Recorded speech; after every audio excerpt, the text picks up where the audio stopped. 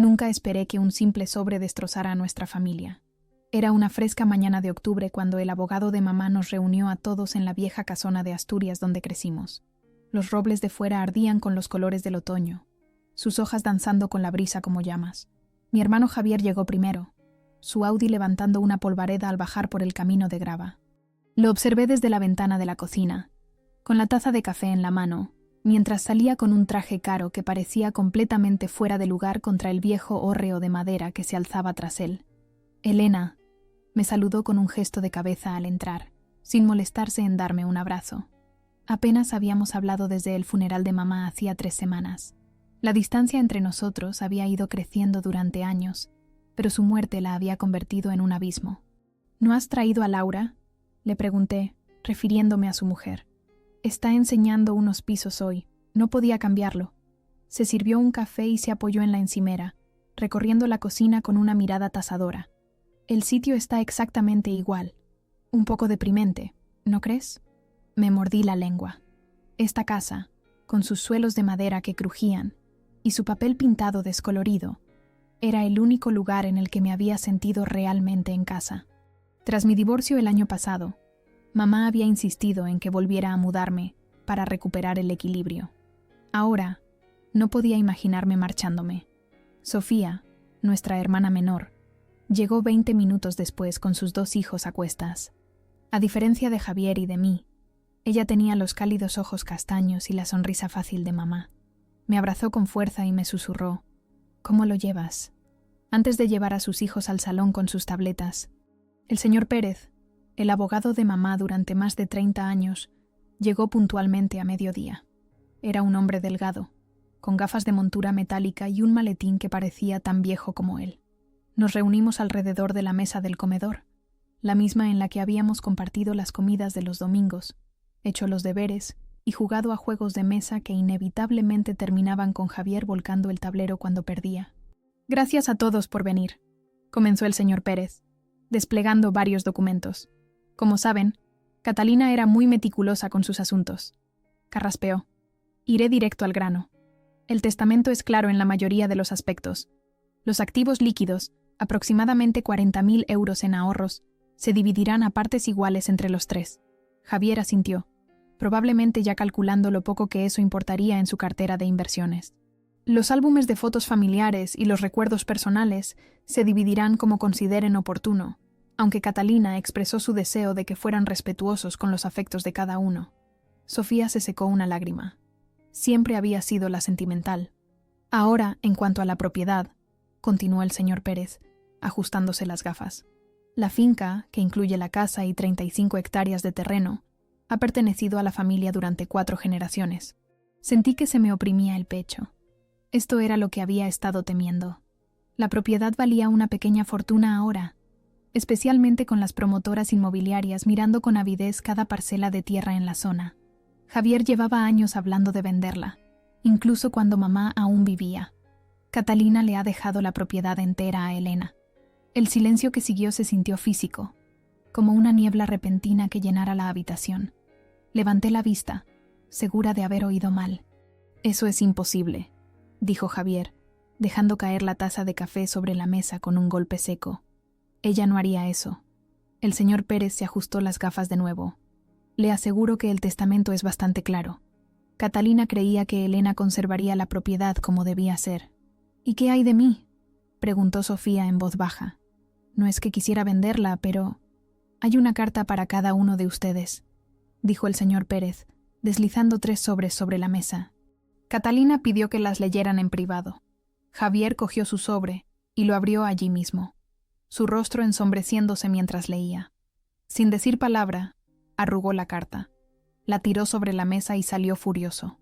La puerta principal se cerró con tal fuerza que uno de los platos de porcelana de mamá se cayó de la pared y se hizo añicos en el suelo. Sofía me miró con los ojos muy abiertos. «Elena, ¿qué acaba de pasar?». No pude responder. Me temblaban las manos mientras abría mi sobre y comenzaba a leer la familiar caligrafía de mamá. «Mi queridísima Elena, si estás leyendo esto, he tomado una decisión que probablemente causará dolor en nuestra familia. Por eso, lo siento de verdad. La finca ha sido más que tierra para mí. Ha sido nuestro corazón, nuestra historia, nuestro hogar. Cuando tu padre murió, le prometí que la mantendría en la familia, no como una inversión para vender, sino como el ser vivo y palpitante que es. Javier ve signos de euro donde yo veo recuerdos. Sofía ama este lugar, pero ha construido su vida en otro sitio. Tú, mi hija práctica y constante, eres la única que entiende de verdad lo que significa este lugar. Siempre has sido su guardiana, incluso cuando no te dabas cuenta. Te dejo la finca porque sé que la honrarás. Pero también te dejo una carga y una elección. Los impuestos están pagados por 2 años. Después de eso, tendrás que decidir si es posible mantenerla. Si eliges vender, lo entenderé. Pero espero, con todo mi corazón, que encuentres una manera de mantener vivo nuestro hogar. Con todo mi amor, mamá. Doblé la carta con cuidado y levanté la vista para encontrar a Sofía observándome, con su propia carta abierta en las manos. Me lo ha explicado, dijo Sofía en voz baja. Sabía que no me enfadaría. Javier nunca perdonará esto, susurré. Sofía extendió la mano sobre la mesa y me apretó la mano. Dale tiempo. Pero mientras veía el coche de Javier alejarse a toda velocidad entre los árboles otoñales, supe que esto era solo el comienzo de una tormenta que se había estado gestando en nuestra familia durante años. La herencia no era solo tierra y una casa, era el pasado y el futuro colisionando, y yo estaba atrapada justo en medio. Pasaron 2 semanas antes de que tuviera noticias de Javier. El invierno llegó temprano ese año, cubriendo la casona con la primera nevada de noviembre. Estaba en el establo, intentando arreglar una gotera en el tejado, cuando apareció su Mercedes. Había cambiado el Audi, me di cuenta. Otro juguete nuevo que añadir a su colección. ¿Qué detalle llamar primero?, dije, bajando de la escalera mientras se acercaba. Llevaba un abrigo de cachemira que probablemente costaba más de lo que yo ganaba en un mes en la biblioteca municipal. ¿Habrías contestado?, preguntó. Su aliento formaba nubes en el aire frío. No respondí. Ambos sabíamos la respuesta. Tenemos que hablar, Elena. Miró alrededor del establo con desagrado. Preferiblemente en un lugar cálido. Dentro de la cocina, puse una cafetera mientras Javier se sentaba a la mesa, quitándose los guantes de cuero dedo por dedo. El silencio entre nosotros se sentía frágil, como hielo que pudiera resquebrajarse en cualquier momento. He hablado con una promotora inmobiliaria, dijo finalmente mientras le ponía una taza delante. Inmuebles Cantábrico. Están interesados en la finca. Me apoyé en la encimera, cruzando los brazos. Claro que lo están. Quieren convertirla en otra urbanización sin alma como hicieron con la finca de los Menéndez. Ofrecen 7 millones. Sorbió su café, observándome por encima del borde de la taza. Es más que justo. Se me revolvió el estómago. Era más dinero del que podía comprender, mucho más de lo que esperaba. Por un instante fugaz, me permití imaginar lo que podría hacer con mi parte. Pagar el préstamo de la carrera, comprar una casita en el pueblo, quizás incluso abrir esa librería con la que siempre había soñado. Pero entonces miré por la ventana los campos cubiertos de nieve donde habíamos hecho muñecos de nieve y nos habíamos deslizado en trineo de niños. Pensé en mamá, que había luchado tanto por mantener este lugar en pie después de la muerte de papá. La promotora no vería el roble centenario donde papá nos había construido un columpio, ni el arroyo donde atrapábamos ranas en verano. Solo verían tierra para ser aplanada y parcelada. No voy a vender, dije en voz baja. La mandíbula de Javier se tensó. No seas ridícula, Elena. ¿Qué vas a hacer con 35 hectáreas? ¿Jugar a la granjera? Apenas puedes evitar que esta casa se caiga a pedazos. No es tu decisión. Se rió, pero no había humor en su risa. Cierto, porque mamá se aseguró de eso, ¿verdad? Me dejó fuera por completo. No te dejó fuera. Recibiste tu parte del dinero. Dinero que no cubriría ni la matrícula de uno de mis hijos en la universidad, espetó. Mientras tanto, a ti te ha tocado el gordo. Sentí que me subía la ira. ¿Eso es lo que crees que es esto? ¿El gordo? Este lugar ha estado perdiendo dinero durante años. El tejado necesita ser reemplazado. El tractor está en las últimas, y los impuestos de la propiedad vencerán cuando se acabe el pago anticipado de mamá. Entonces véndela, dijo, abriendo las manos. Sé práctica por una vez en tu vida. ¿Como tú? Don Práctico, con un coche nuevo cada año y una casa que apenas puedes permitirte en La Moraleja. Las palabras salieron más afiladas de lo que pretendía. El rostro de Javier se sonrojó. Al menos he hecho algo de mi vida. ¿Qué has hecho tú, Elena? 40 años, divorciada, trabajando a tiempo parcial colocando libros, viviendo en casa de mamá porque no pudiste apañártela sola. La verdad en sus palabras me dolió como una bofetada. Me di la vuelta, no queriendo que viera lo profundamente que me había herido. Mira, dijo, su voz suavizándose ligeramente. Estoy intentando ayudarte. 7 millones. A repartir entre 3. Eso es dinero que te cambia la vida. No es por el dinero, dije. Nunca lo fue. Entonces, ¿de qué se trata? ¿De una lealtad equivocada hacia mamá? Ella ya no está, Elena, y aferrarse a este lugar no la traerá de vuelta. Me enfrenté a él de nuevo. Esto no es solo una propiedad, Javier. Es nuestro patrimonio. 4 generaciones de nuestra familia han vivido y muerto aquí. Y ahora solo estás tú, dando vueltas sola por una casa demasiado grande para una persona, fingiendo que mantenerla de alguna manera honra la memoria de mamá. Se levantó, empujando su silla hacia atrás. Tienes 1 mes. ¿Perdona? 1 mes para reconsiderarlo. Después de eso, impugnaré el testamento. Lo miré fijamente. ¿Bajo qué pretexto? Influencia indebida. Sonrió finamente. Vivías con ella cuando lo cambió. Ya he hablado con un abogado. Cree que tenemos posibilidades. La habitación pareció inclinarse. No te atreverías. Pruébame. Metió la mano en su abrigo y sacó una tarjeta de visita, colocándola sobre la mesa. Cuando estés lista para ser razonable, llámame. Si no, nos vemos en el juzgado.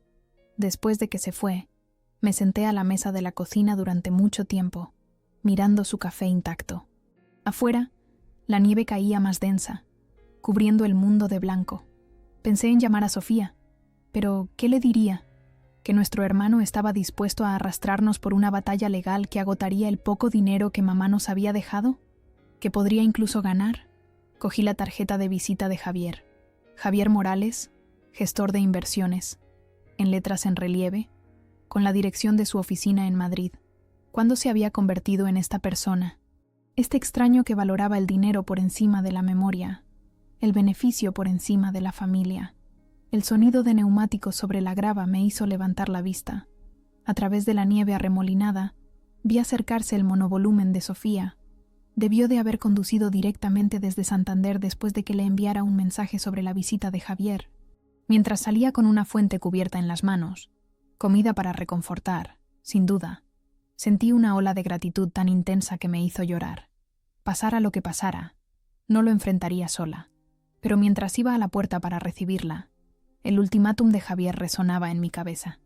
1 mes para decidir, luchar por la finca y arriesgarme a perderlo todo, o vender el único hogar real que había conocido y ganar una fortuna que nunca quise. La ironía no se me escapaba. Mamá me había dejado la finca para mantener vivo el legado familiar, pero al hacerlo, podría haber destruido a la propia familia. Sofía se quedó el fin de semana, ayudándome a ordenar las pertenencias de mamá. Trabajamos en un silencio cómplice la mayor parte del tiempo, deteniéndonos ocasionalmente para compartir recuerdos evocados por los objetos que encontrábamos. Una taza de té desconchada del juego favorito de mamá, el viejo sombrero de pesca de papá todavía colgado en una clavija junto a la puerta trasera. ¿Crees que Javier va en serio?, preguntó Sofía el domingo por la mañana mientras nos sentábamos a la mesa de la cocina, ordenando una caja de fotografías antiguas. ¿Sobre impugnar el testamento? Asentí, dejando a un lado una foto descolorida de los 3 de niños, encaramados en la valla de madera que solía rodear el huerto. Ya ha hablado con un abogado. Sofía suspiró, pasándose un mechón de pelo detrás de la oreja. Es que no lo entiendo. No es como si necesitara el dinero. No se trata de necesidad. Se trata de lo que él cree que se merece. Cogí otra foto. Mamá y papá el día de su boda, de pie justo donde ahora crecía el roble en el jardín delantero. Le resiente que mamá me eligiera a mí. Te eligió a ti porque amas este lugar como ella lo amaba, dijo Sofía con dulzura. Javier lo habría vendido antes de que la tumba de mamá se hubiera asentado. ¿Y tú?, le pregunté, mirándola a los ojos. ¿También te resiente? Sonrió, buscando mi mano sobre la mesa. Elena, tengo mi vida en Santander. El colegio de los niños, la consulta de Marcos, nuestra casa. Me encanta venir de visita, pero este nunca iba a ser mi hogar de nuevo. Apretó mis dedos. Mamá lo sabía. Después de que Sofía se fuera, la casa se sintió más vacía que nunca. Vagué de habitación en habitación, tocando superficies familiares, la barandilla que papá había tallado a mano, el alféizar de la ventana donde mamá solía poner sus plantas para que tomaran el sol de la mañana. En su dormitorio, en el que todavía no me atrevía a dormir, abrí su armario y respiré el persistente aroma de su perfume. Fue entonces cuando lo vi, una pequeña caja de madera empujada al fondo del estante superior. Nunca la había visto antes. Estaba intrincadamente tallada con vides y flores, con una pequeña cerradura de latón en el frente. La llave estaba pegada con cinta adhesiva en la parte inferior. Dentro, encontré una pila de cartas atadas con una cinta azul descolorida, un pequeño cuaderno de cuero y un sobre con mi nombre escrito en él con la caligrafía de mamá. Otra carta que no le había dado al señor Pérez. Me temblaban las manos al abrirla. Mi queridísima Elena, si estás leyendo esto, has encontrado mi caja secreta. La mantuve escondida porque algunas verdades es mejor revelarlas cuando es el momento adecuado. Hay algo sobre la finca que nunca te conté, algo que he guardado en secreto durante más de 40 años. El terreno donde se alza el viejo roble, junto al arroyo, no es cualquier terreno. Hay una razón por la que luché tanto para mantener alejadas a las promotoras, incluso cuando el dinero escaseaba después de la muerte de tu padre. En el diario de cuero encontrarás la verdad. Léelo con atención, luego mira las cartas. Te lo explicarán todo. Este secreto no cambia lo que la finca significa para nuestra familia, pero podría cambiar lo que significa para otros. Usa este conocimiento sabiamente, mi querida niña. Con todo mi amor, mamá. Me quedé mirando la carta, confundida. ¿Qué secreto podría ser tan importante como para que mamá lo hubiera mantenido oculto todos estos años? Cogí el diario y empecé a leer. Las entradas se remontaban a la década de 1940, escritas por mi abuelo, Guillermo Morales. La mayoría eran registros agrícolas mundanos, rendimientos de cosechas, patrones climáticos, compras de ganado. Pero entonces encontré entradas de 1943 que me dejaron sin aliento. 18 de abril de 1943. Llegaron antes del amanecer. 2 hombres, una mujer y 3 niños. Judíos de Alemania, vía Marsella. El hombre de contacto dice que necesitarán escondite durante al menos un mes antes de que la siguiente casa segura esté lista. Catalina está nerviosa, pero decidida. Hemos preparado la bodega subterránea lo mejor que hemos podido. 25 de abril de 1943. Los niños tienen demasiado miedo para hablar por encima de un susurro. La mujer, Ana, cose maravillosamente. Ha remendado toda nuestra ropa como agradecimiento. Su marido era profesor en Berlín antes de que huyeran. El diario continuaba, detallando cómo mis abuelos habían sido parte de una red clandestina que ayudaba a los refugiados judíos a escapar de Europa durante la Segunda Guerra Mundial, cruzando los Pirineos hacia la seguridad. La bodega subterránea debajo del roble, la que habíamos usado para almacenar conservas y hortalizas, había sido un escondite para varias familias. Luego pasé a las cartas. Estaban escritas con diferentes caligrafías, algunas en un español precario, otras en lo que parecía ser alemán, todas dirigidas a mis abuelos, agradeciéndoles su valentía, poniéndolos al día sobre sus nuevas vidas en Nueva York, Boston, Chicago. La última carta estaba fechada en 1978, dirigida a mi madre. Querida Catalina, lamento mucho la noticia del fallecimiento de tus padres. Fueron ángeles en forma humana, salvando no solo mi vida, sino mi esperanza en la humanidad. Mis hijos y nietos existen gracias a la valentía de tu familia. Te adjunto un cheque. No es un pago. Nunca podría haber suficiente dinero para pagar lo que hicieron tus padres, pero quizás ayude a mantener la finca en marcha. El mundo necesita lugares donde ha vivido la bondad. El mundo necesita recordatorios de que incluso en la oscuridad, algunas luces se niegan a apagarse. Con eterna gratitud, Ana Bergman. Me senté en el suelo de la habitación de mamá, rodeada de esta historia que nunca había conocido. La finca no era solo el legado de nuestra familia, era un pedazo de historia, un monumento al coraje y la humanidad que iba mucho más allá de nuestros recuerdos personales. Y de repente, El plan de Javier de convertirla en viviendas de lujo me pareció aún más obsceno. Lo recogí todo y conduje directamente a casa de Sofía en Santander. Su marido, Marcos, se llevó a los niños a por un helado mientras Sofía y yo extendíamos las cartas y el diario sobre la mesa de su comedor. «Esto lo cambia todo», susurró Sofía, trazando con el dedo la caligrafía de nuestro abuelo. «No podemos dejar que Javier venda esta tierra». «¿Pero cómo lo detenemos?», pregunté. «Está decidido, y tiene los recursos para una lucha legal que no podemos permitirnos». Sofía levantó la vista, con una nueva determinación en sus ojos. «¿Y si no luchamos contra él con abogados? ¿Y si luchamos contra él con esta historia?». «¿Qué quieres decir?». «El valor histórico», dijo, con la emoción creciendo en su voz. «Podríamos solicitar la declaración de bien de interés cultural. Si la finca fue parte de una red de evasión para refugiados, eso es historia de importancia nacional». La esperanza revoloteó en mi pecho por primera vez desde el ultimátum de Javier. ¿De verdad funcionaría? No lo sé, admitió Sofía. Pero tengo una amiga que trabaja en la Consejería de Cultura y Patrimonio. Déjame llamarla mañana. Esa noche me quedé en la habitación de invitados de Sofía, con la caja de cartas en la mesilla de noche a mi lado. No podía dormir, mi mente bullía de posibilidades. Si conseguíamos que la finca fuera declarada sitio histórico, Javier no podría urbanizarla aunque ganara en el juzgado. Pero al amanecer, se me ocurrió otro pensamiento, uno que me hizo sentarme de golpe en la cama. Javier no solo se enfadaría por perder la oportunidad de negocio, estaría furioso por haber sido mantenido al margen de la historia de nuestra familia. Y la verdad era que mamá nos había ocultado este secreto a todos, no solo a Javier. ¿Qué más no sabíamos sobre nuestra familia, sobre la tierra que nos había formado? ¿Y por qué había elegido mamá ahora, después de su muerte, revelar una verdad que podría habernos unido mientras estaba viva? Cogí mi móvil e hice algo que no había hecho en años. Le envié un mensaje a Javier. Tenemos que hablar, no sobre vender, sobre por qué mamá protegió la finca. Hay algo que no sabes. 3 puntos aparecieron casi de inmediato. Luego desaparecieron. Luego aparecieron de nuevo. Finalmente, llegó su respuesta. Te escucho. Acordamos encontrarnos en una cafetería en Oviedo, terreno neutral para ambos.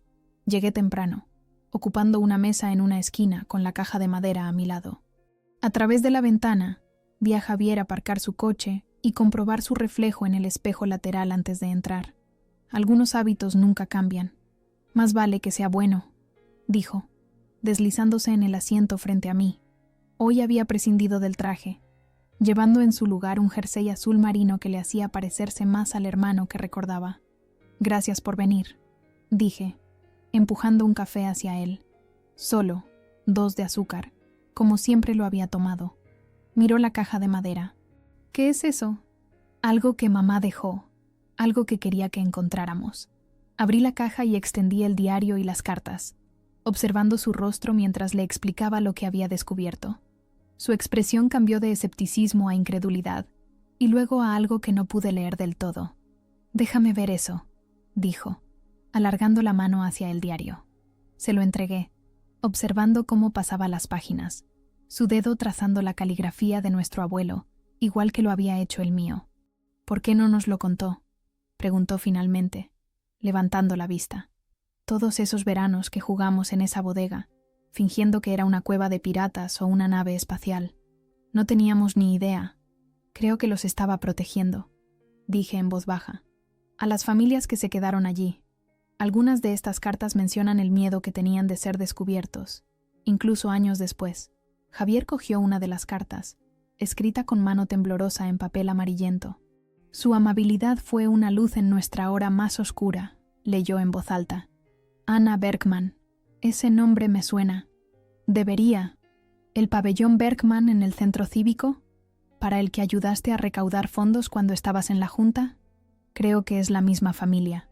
Dejó la carta con cuidado. «¿Y qué significa esto exactamente? ¿Quieres convertir la finca en una especie de memorial?» «Todavía no lo sé, pero significa que la finca es más que un simple bien inmueble, Javier. Es parte de la historia, no solo la de nuestra familia, sino algo más grande. ¿Y crees que esto cambia algo?». Su voz se endureció. 7 millones de euros siguen siendo 7 millones de euros.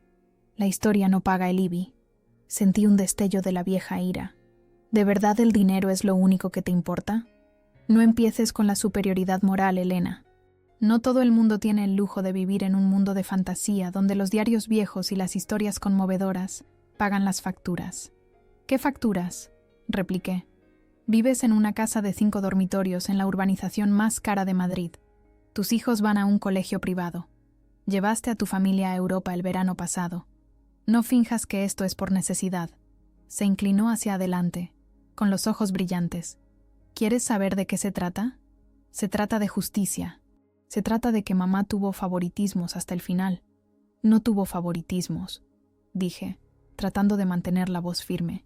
Estaba protegiendo la finca porque sabía lo que significaba. ¿Y pensó que a mí no me importaría?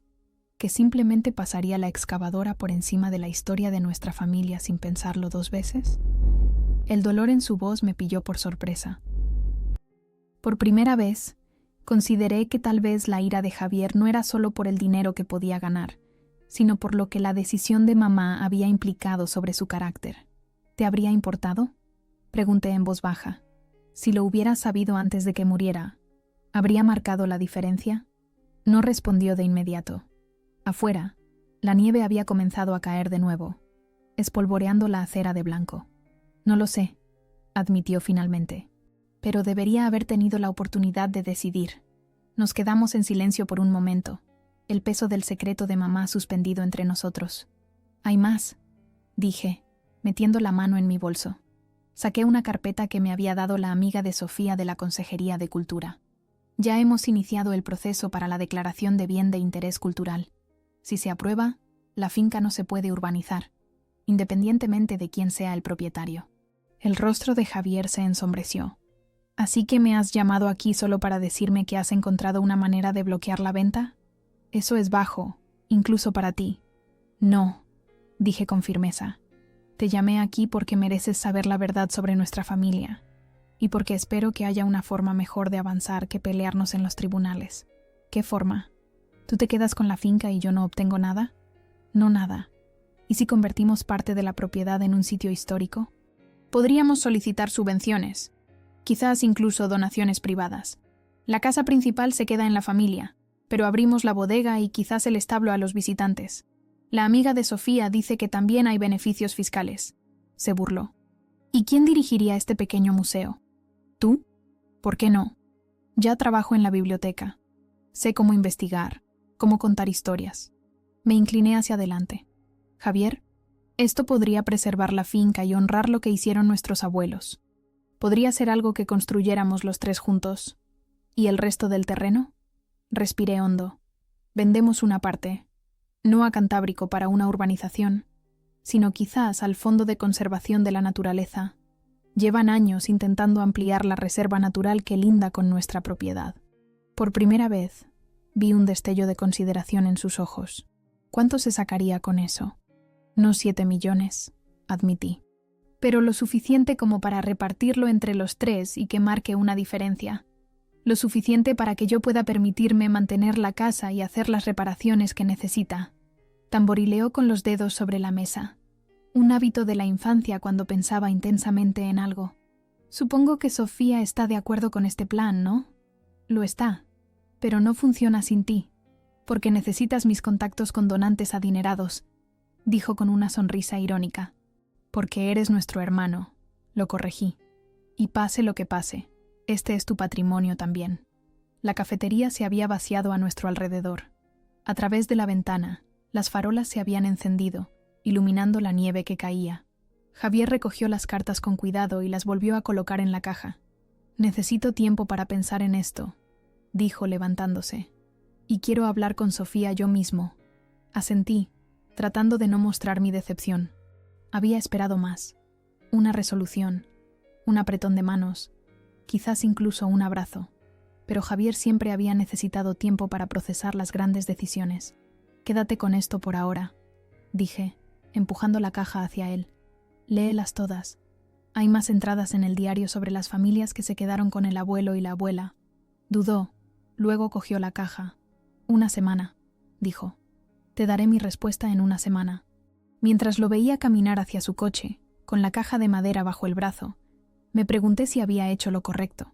Había puesto los secretos más preciados de nuestra familia en manos de la persona que había estado dispuesta a borrar nuestra historia por un beneficio. Pero mientras colocaba cuidadosamente la caja en el asiento del copiloto de su coche, lo vi detenerse a mirarla, su mano deteniéndose sobre la tapa tallada. Quizás algunas conexiones son más profundas que el resentimiento. Quizás algunas historias tienen el poder de sanar lo que el tiempo y los malentendidos han roto. O quizás solo estaba viendo lo que quería ver. Un atisbo del hermano del que una vez fui inseparable, antes de que el dinero, el éxito y el testamento de mamá nos separaran. 5 días después, sonó mi teléfono mientras paleaba la entrada. La nieve había sido incesante esa semana, como si el invierno estuviera decidido a enterrar cualquier esperanza que tuviera de resolución. Apoyé la pala en el porche y me quité los guantes con torpeza para contestar. ¿Puedes reunirte conmigo en la finca mañana por la mañana? La voz de Javier, sin saludo. He estado hablando con algunas personas. ¿Qué personas? Pregunté, tratando de interpretar su tono. Simplemente estate allí a las 9 y llama a Sofía. Ella también debería oír esto. Colgó antes de que pudiera hacer más preguntas. Me quedé en la nieve, con el teléfono en la mano, preguntándome qué habría decidido. Su tono no había revelado nada, ni ira, pero tampoco calidez, solo eficiencia profesional, la misma voz que probablemente usaba con sus clientes. Esa noche, apenas dormí. Imaginé los peores escenarios. Javier llegando con abogados, con la Guardia Civil, con excavadoras ya calentando al final del camino. Pero también me permití tener esperanza, que tal vez, solo tal vez, la historia de nuestros abuelos hubiera llegado a cualquier parte de él que aún recordara lo que significaba la familia. Sofía llegó primera a la mañana siguiente, su monovolumen creando huellas frescas en la nieve recién caída. ¿Alguna idea de qué va esto?, preguntó mientras esperábamos en la cocina, el vapor subiendo de nuestras tazas de café. Ninguna, pero él tiene la caja. Ha tenido tiempo de leerlo todo. Puntualmente a las 9, oímos coches en el camino de entrada, en plural. Miré por la ventana y sentí que se me revolvía el estómago. Javier no había venido solo. Su Mercedes iba seguido de otros 2 vehículos, una elegante berlina negra y un modesto sedán con matrícula oficial. ¿Quién es esa gente?, susurró Sofía, asomándose por encima de mi hombro. No tengo ni idea. Nos encontramos con ellos en la puerta. Javier encabezaba la pequeña procesión, seguido por una anciana que usaba un bastón, un hombre de mediana edad que se parecía lo suficiente a ella como para ser su hijo, y una mujer con un impecable traje de chaqueta que se presentó como Raquel Domínguez, de la Consejería de Cultura.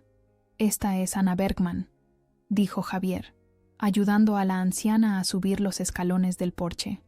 «Y su hijo, David». Mi corazón dio un vuelco. Ana Bergman, la niña que se había escondido en nuestra bodega, cuya carta había leído, que había crecido para financiar un edificio en el centro cívico. Debía de tener unos 80 y tantos años, su pelo blanco pulcramente arreglado bajo una boina morada, sus ojos brillantes y alertas detrás de unas grandes gafas. «Te pareces a tu abuela», dijo, tomando mi mano entre las suyas. Tenía los mismos ojos amables. No pude hablar, abrumada por la conexión viva con la historia que estaba ante mí. Sofía dio un paso adelante, presentándose entre lágrimas que no se molestó en ocultar. Dentro, reunidos alrededor de la mesa de la cocina donde se habían tomado tantas decisiones sobre esta finca, Javier explicó. «Después de nuestra reunión, investigué un poco», dijo, abriendo un ordenador portátil. La familia Bergman no fue la única a la que ayudaron nuestros abuelos. Hubo al menos 7 familias que pasaron por esta finca en su camino hacia la seguridad. 8, corrigió Ana suavemente. Los Klein llegaron después de que nos fuéramos. Se quedaron más tiempo, casi 2 meses, creo. Javier asintió. 8 familias, aproximadamente 30 personas cuyas vidas se salvaron porque esta finca existía, porque nuestros abuelos estuvieron dispuestos a arriesgarlo todo. Giró el portátil para que pudiéramos ver la pantalla. Mostraba representaciones arquitectónicas de la finca, pero no como una urbanización. En cambio, las imágenes mostraban la casa preservada en gran medida como estaba, el establo convertido en lo que parecía un centro de visitantes y una estructura acristalada cerca del viejo roble, presumiblemente protegiendo la entrada a la bodega. La Fundación para la Memoria Histórica, dijo, señalando a David Bergman. Están interesados en ayudarnos a crear algo aquí. No solo una placa o un marcador, sino un sitio de historia viva. David se inclinó hacia adelante. Lo que hicieron sus abuelos, lo que representa la finca de su familia, es una historia poderosa de héroes anónimos. Estas historias se están perdiendo a medida que los supervivientes fallecen. Necesitamos lugares físicos donde la gente pueda conectar con esta historia. Y la Consejería de Cultura está preparada para agilizar el proceso de declaración, añadió Raquel. La documentación que proporcionaron es convincente. Creemos que este sitio tiene una importancia nacional. Miré a Javier, tratando de entender la transformación. Este no era el hermano que había salido furioso de la lectura del testamento de mamá, que había amenazado con acciones legales para forzar una venta. ¿Qué hay de Inmuebles Cantábrico?, pregunté con cautela. ¿Los 7 millones? Les llamé ayer para rechazar la oferta, dijo simplemente.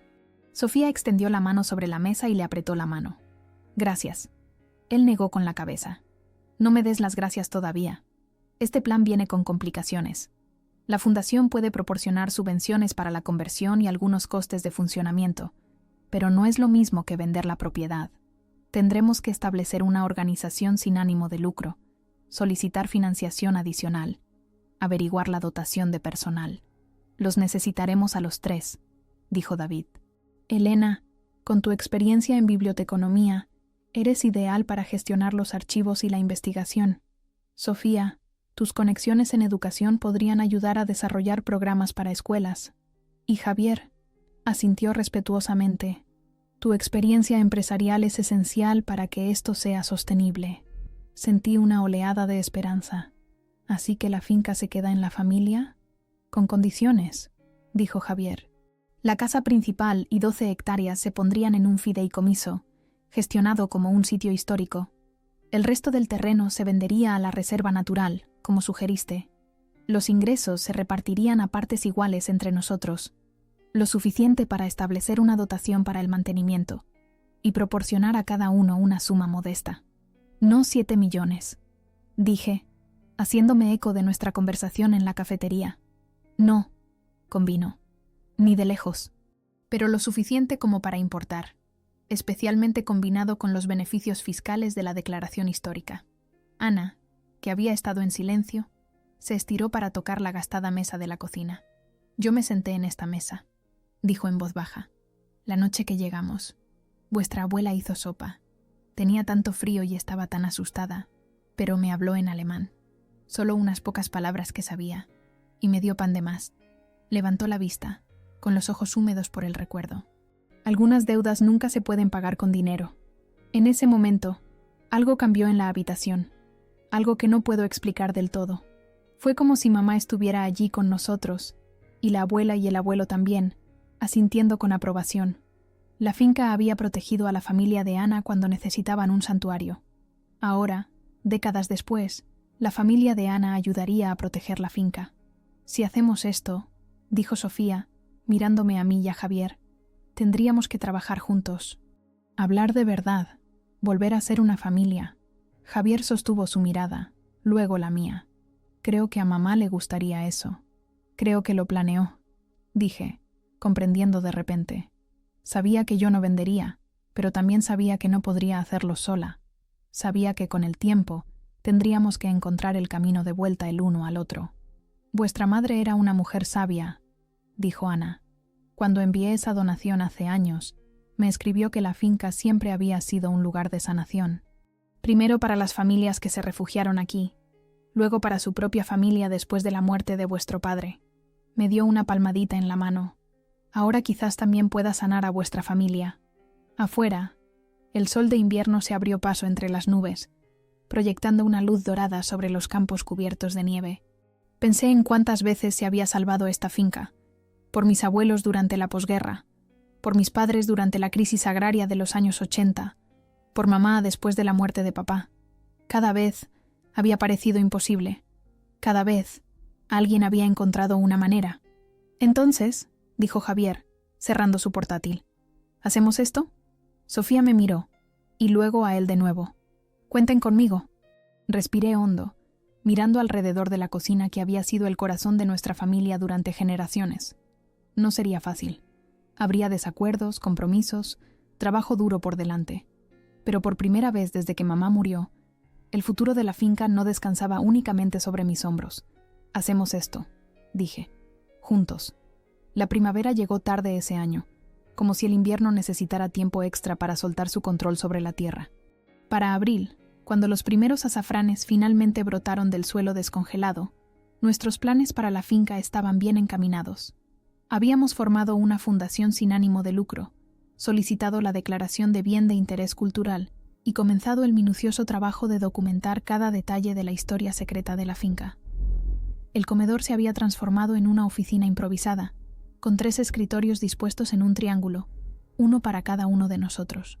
Sofía subía en coche desde Santander todos los fines de semana, aportando su experiencia en educación y su inagotable suministro de bizcocho casero.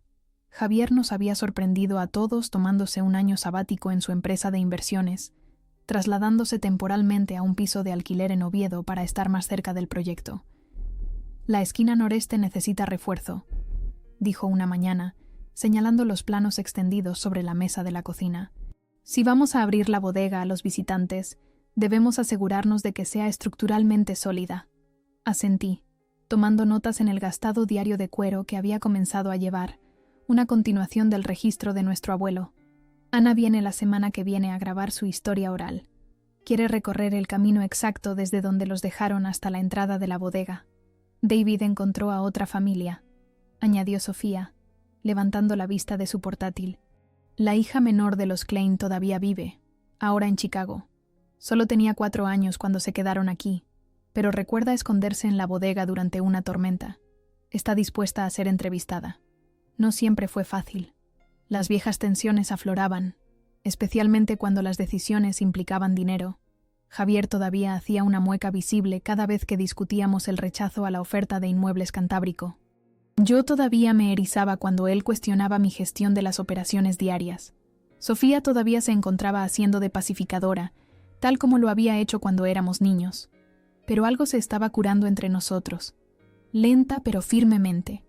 Lo veía en la forma en que Javier se quedaba después de las reuniones, ayudándome a fregar los platos o a apilar leña. Lo sentía cuando Sofía y yo nos quedábamos despiertas hasta tarde, rememorando a mamá mientras ordenábamos cajas de fotografías familiares. Nos estábamos convirtiendo en algo que no habíamos sido en años, hermanos a los que realmente les gustaba estar juntos. La propia finca parecía responder a nuestra renovada conexión. Los viejos manzanos del huerto, que no habían dado fruta decente en años, de repente estallaron en flores. El tejado con goteras, que había desafiado mis reparaciones de aficionada, fue finalmente arreglado correctamente, gracias a la insistencia de Javier en contratar profesionales. Los hijos de Sofía plantaron un huerto detrás de la casa, en el mismo lugar donde nuestros abuelos habían cultivado alimentos para complementar sus raciones durante la guerra. En un cálido día de mayo, nos reunimos junto al roble para una ceremonia que marcaba el inicio de la construcción del memorial. Ana Bergman estaba allí, sentada en un lugar de honor, junto con autoridades autonómicas, historiadores locales y una pequeña multitud de miembros de la comunidad. Para mi sorpresa, le habían pedido a Javier que diera el discurso de apertura. Cuando mi madre le dejó esta finca a mi hermana, comenzó, su voz resonando en el campo bañado por el sol. Me enfadé. Pensé que había tenido favoritismos, que había valorado la conexión de una hija con esta tierra por encima de la de otro. Hizo una pausa, mirándome directamente. Lo que no entendí entonces fue que no estaba eligiendo entre sus hijos. Estaba eligiendo una guardiana para algo precioso. No solo una propiedad, sino un pedazo vivo de historia. Señaló el roble, sus enormes ramas creando un dosel de nuevas hojas verdes sobre nosotros. Este árbol ya era viejo cuando mis abuelos tomaron la valiente decisión de ofrecer refugio a extraños que huían de la persecución. Fue testigo de actos de heroísmo silencioso que cambiaron el curso de muchas vidas, incluyendo, en última instancia, las nuestras. Mientras hablaba, observé los rostros de la multitud, Ana secándose las lágrimas, los hijos de Sofía escuchando con atención absorta, los vecinos asintiendo en reconocimiento de nombres y lugares que conocían. Pensé en lo cerca que habíamos estado de perder todo esto, no solo por la urbanización, sino por la erosión de la memoria y la conexión familiar. Después de la ceremonia, mientras la multitud se dispersaba y los trabajadores comenzaban a marcar la ubicación del edificio del memorial, los tres caminamos hasta el extremo de la propiedad. Era la sección que habíamos acordado vender a la reserva natural. 24 hectáreas de prado y bosque, que ahora permanecerían sin urbanizar para siempre. ¿Recordáis venir aquí de niños?, preguntó Sofía, cuando llegamos al pequeño arroyo que marcaba el límite de la propiedad. Papá nos traía a pescar, pero pasábamos más tiempo construyendo presas y atrapando ranas que pescando de verdad. Javier sonrió, una sonrisa genuina que le llegó a los ojos. ¿Recuerdas cuando me caí y perdí el señuelo favorito de papá? Estaba seguro de que se pondría furioso. Pero solo se rió, dije, el recuerdo de repente vívido. Dijo que cualquier señuelo que atrajera a un niño Morales en lugar de a un pez estaba haciendo su trabajo. Nos quedamos en un silencio cómodo, escuchando el murmullo del arroyo y el susurro de las hojas nuevas. A lo lejos, la casona se erguía contra el cielo azul, su tejado rojo recién pintado, las ventanas brillando bajo el sol de la tarde. ¿Crees que ella lo sabía?, preguntó Sofía de repente. Mamá, quiero decir, ¿crees que sabía lo que pasaría cuando le dejó la finca a Elena? ¿Que encontraríamos la caja, descubriríamos la historia y terminaríamos trabajando juntos así? Javier cogió una piedra y la hizo rebotar sobre el agua. Mamá era lista, pero no creo que ni ella pudiera haber predicho todo esto. Creo que lo esperaba, dije. Creo que plantó semillas, sabiendo que algunas arraigarían y otras no. No podía saber cuáles, pero confió en que encontraríamos nuestro camino con el tiempo. Bueno, me alegro de que lo hayamos hecho, dijo Sofía, enlazando sus brazos con los nuestros. Incluso si hizo falta una crisis familiar y un descubrimiento histórico para llegar hasta aquí. De vuelta en casa, al caer la tarde, nos sentamos en el porche con copas de vino, observando a las luciérnagas comenzar a parpadear en la creciente oscuridad. Los acontecimientos del día nos habían dejado exhaustos pero satisfechos. La primera fase de financiación estaba asegurada, los planos arquitectónicos aprobados y la historia oral de Ana grabada para la posteridad. He estado pensando, dijo Javier, rompiendo un cómodo silencio. El piso de alquiler en Oviedo está bien, pero no es un hogar. Lo miré, insegura de lo que estaba sugiriendo. El ala este de la casa está vacía. Si vamos a estar trabajando en este proyecto durante los próximos años, podría tener sentido que yo viviera más cerca.